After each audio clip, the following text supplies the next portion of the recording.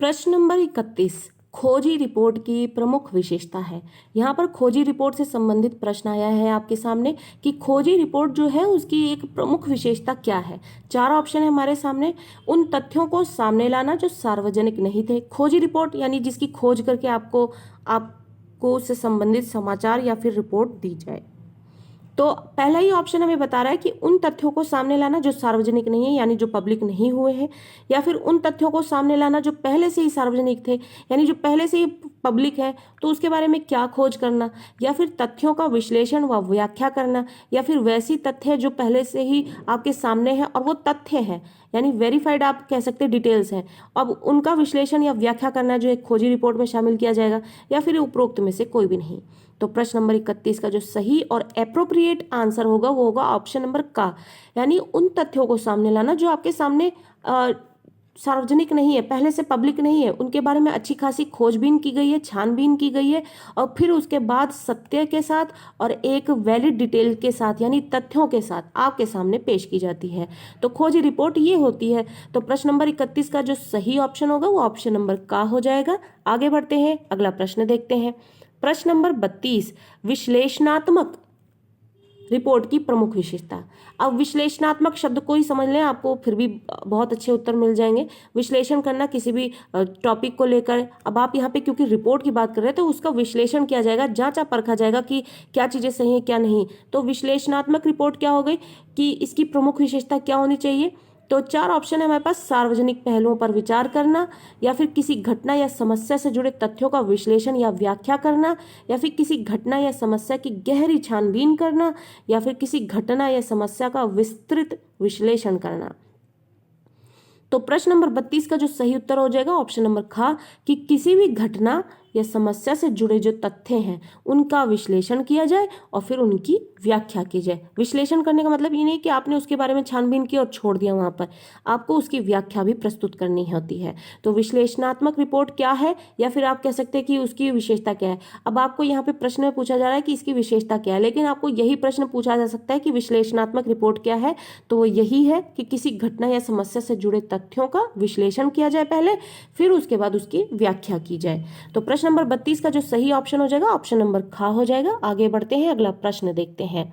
विवरणात्मक रिपोर्ट की प्रमुख विशेषता क्या है। अब यहाँ पर विवरणात्मक रिपोर्ट की बात हो रही है। विवरणात्मक मतलब जिसका विवरण, जो किसी भी तथ्यों की या घटनाओं की जो विवरण हमें पेश करे वो विवरणात्मक रिपोर्ट कहलाते हैं।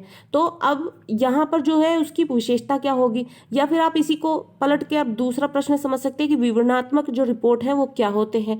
तो चार ऑप्शन है हमारे पास। किसी घटना या समस्या का विस्तृत या बारीक विवरण प्रस्तुत करना, किसी घटना या समस्या से संबंधित तथ्यों को का विश्लेषण करना, या असार्वजनिक तथ्यों को सामने लाना, या फिर उपरोक्त में से कोई भी नहीं। तो प्रश्न नंबर 33 का जो सही उत्तर हो जाएगा ऑप्शन नंबर का हो जाएगा, कि किसी भी घटना या समस्या का विस्तृत और बारीक विवरण प्रस्तुत करना।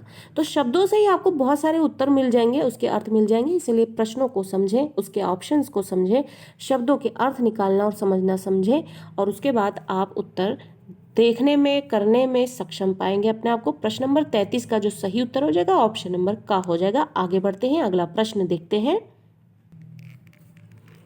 प्रश्न नंबर 34 विचारपरक पत्रकारीय लेखन की श्रेणी में आते हैं। अब विचारपरक पत्रकारीय लेखन जो है उसकी श्रेणी में कौन आते हैं। तो विचारपरक यानी जहां पर विचारों को अच्छे से प्रस्तुत किया जाए, तो इसके लिए चार ऑप्शन दिए गए हैं। संपादकीय अग्रलेख, या फिर लेख, या फिर टिप्पणियां, या फिर ये सभी। तो प्रश्न नंबर 34 का जो सही उत्तर हो जाएगा ऑप्शन नंबर घ हो जाएगा, ये सभी। यानी विचार परक पत्रकारीय लेखन जो है इसकी श्रेणी में क्या क्या आते हैं।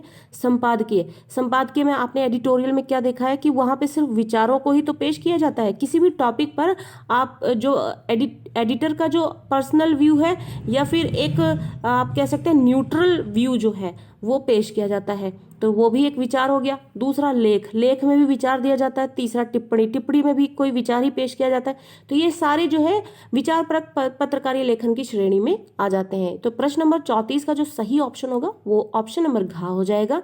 और इस तरीके से आगे बढ़ते हैं, प्रश्न नंबर 35 देखते हैं। संपादकीय लिखने का दायित्व किसका होता है। यानी जो एडिटोरियल्स हम पढ़ते हैं या न्यूज़पेपर्स में देखते हैं, वो उसको जो लिखने का दायित्व है, उसकी जिम्मेदारी जो है वो किसको होती है। चार ऑप्शन है हमारे पास, अखबार में काम करने वाला जो संपादक है उसकी, या फिर संपादक के सहयोगियों का, या फिर सहायक संपादक का, या फिर उपरोक्त सभी। तो प्रश्न नंबर 35 का जो सही उत्तर होगा वो ऑप्शन नंबर घ हो जाएगा। यहाँ पर जो संपादकीय है किसी एक व्यक्ति की भूमिका से आपके सामने नहीं पेश किया जाता, बल्कि इसमें कई लोगों का सहयोग होता है। तो इस तरीके से जो संपादकीय लिखने का दायित्व होता है वो अखबार में काम करने वाले संपादक की भी भूमिका होती है उसमें, संपादक के जो सहयोगी होते हैं उनकी भी होती है, और जो सहायक होते हैं उनके सहायक संपादक का भी उसमें रोल होता है। और इस तरीके से एक अच्छा एडिटोरियल तैयार होता है और वो हमारे सामने पेश किया जाता है। तो प्रश्न नंबर 35 का जो सही उत्तर होगा ऑप्शन नंबर घ होगा। आगे बढ़ते हैं, अगला प्रश्न देखते हैं। प्रश्न नंबर 36, संपादकीय के जरिए अखबार किस पर अपनी राय प्रकट करते हैं। जो एडिटोरियल्स हैं उसके जरिए अखबार अपनी कौन सी राय, किस पर अपनी राय को प्रकट करते हैं, अपना कौन सा पॉइंट ऑफ व्यू किस पर देना चाहते हैं वो, किसी घटना पर, समस्या पर या मुद्दे पर, या फिर साहित्यिक रचनाओं पर, या खेल समाचारों पर, या फिर केवल सामाजिक मुद्दों पर। तो आप देखेंगे ऑप्शन नंबर ख और ग बहुत ही लॉजिकल है। साहित्यिक रचनाओं पर तो बिल्कुल नहीं, फिर उसके बाद खेल समाचार का तो पेज ही अलग होता है समाचार पत्रों में। आप ऑप्शन नंबर क और घ पर यहाँ पर फोकस कर सकते हैं। आपके पास दो ऑप्शन रह गए। तो आप देखेंगे प्रश्न नंबर जो 36 है उसका सही उत्तर हो जाएगा ऑप्शन नंबर क।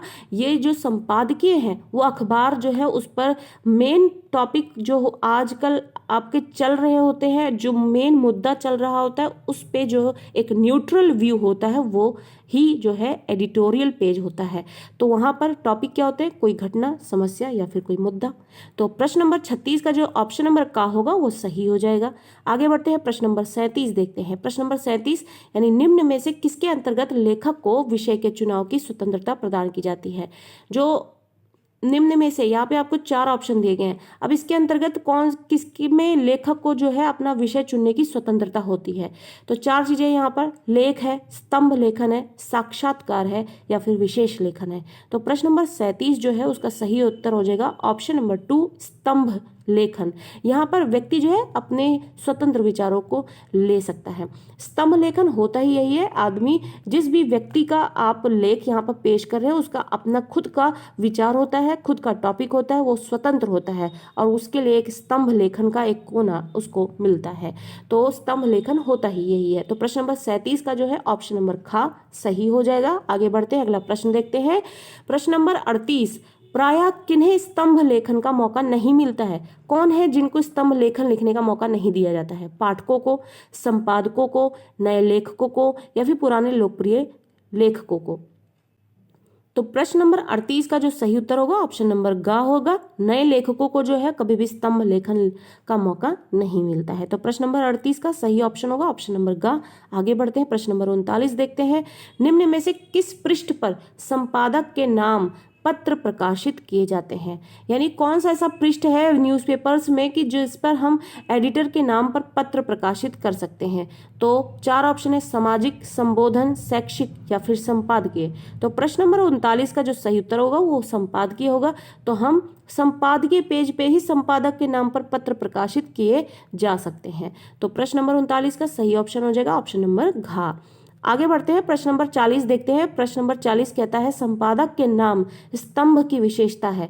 जो संपादक के नाम, ये जो इस हेडलाइन के साथ जो टॉपिक है, स्तंभ की जो विशेषता है वो क्या है।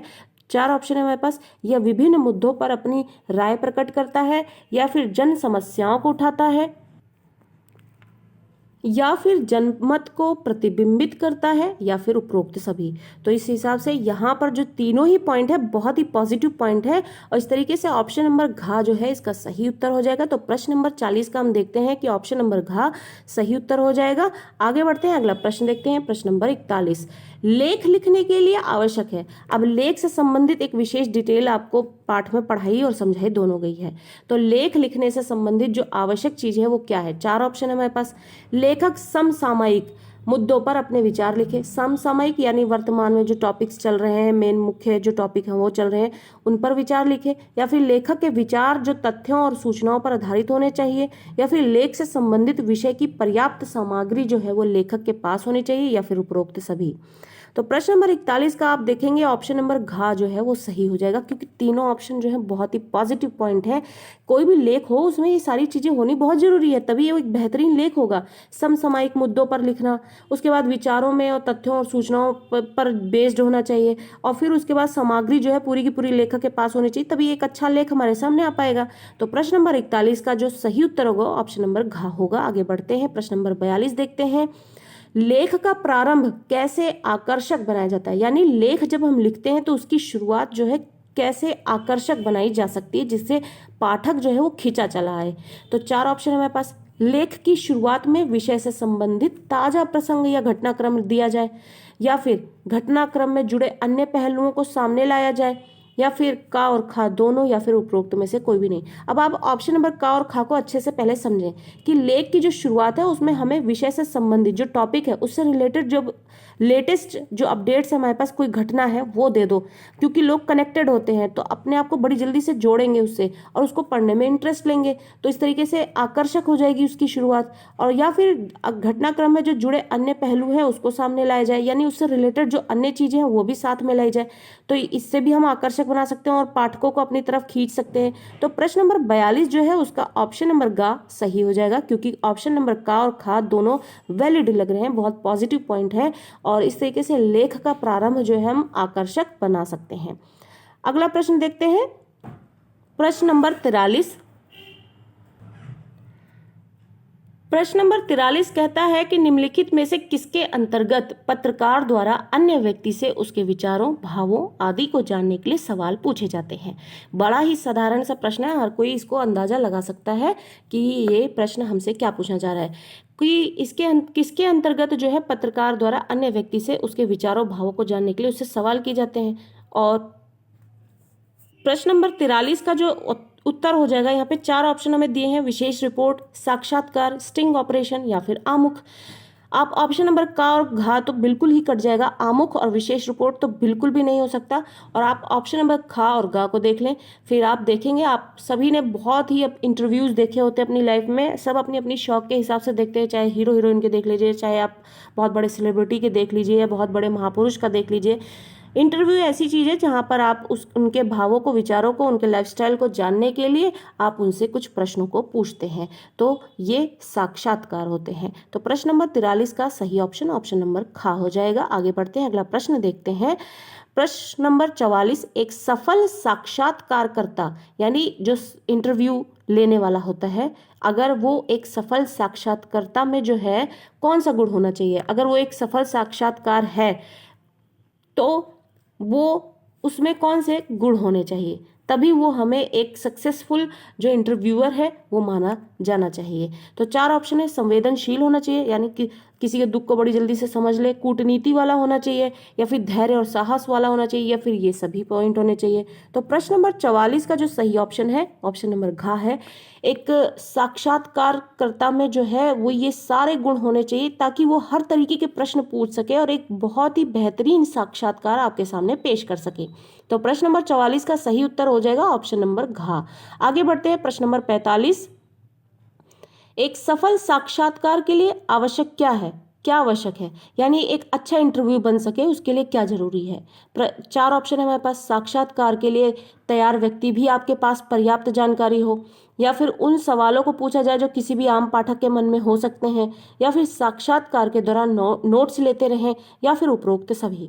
तो एक अच्छा इंटरव्यू तभी तैयार हो सकता है जब आपके पास ये तीनों पॉइंट हो, यानी कि साक्षात्कार जिसका के लिए जो तैयार व्यक्ति है उसके पास पर्याप्त जानकारी भी हो, और उससे जो सवाल पूछे जाए वो आम जनता के मन में आ रहने वाले जो सवाल है आप उनसे वो पूछ सके। आप ऐसे बड़े बड़े सवाल पूछ ले जो आम जनता रिलेट ना कर पाए तो उस इंटरव्यू को सफल नहीं बनाया जा सकता।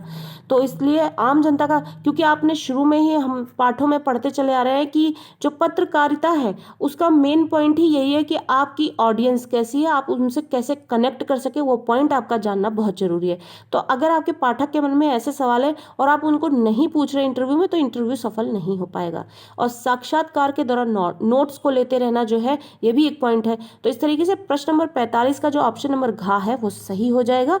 और इस तरीके से यहाँ पर हम इस पाठ से संबंधित यानी पत्रकारी लेखन के विभिन्न रूप और लेखन प्रक्रिया से संबंधित यहाँ पे हमने 45 प्रश्न किए हैं और इससे संबंधित हमने जितने भी MCQs तैयार किए जा सकते थे वो और पाठ का एक्सप्लेनेशन लाइन टू लाइन आपके लिए पेश कर दिया है टर्म 1 की एक बेहतरीन तैयारी के लिए। और परीक्षा से संबंधित बहुत ही उपयोगी प्रश्नों के साथ हमने वीडियोस जो है आपको उपलब्ध कराने में लगे हुए हैं।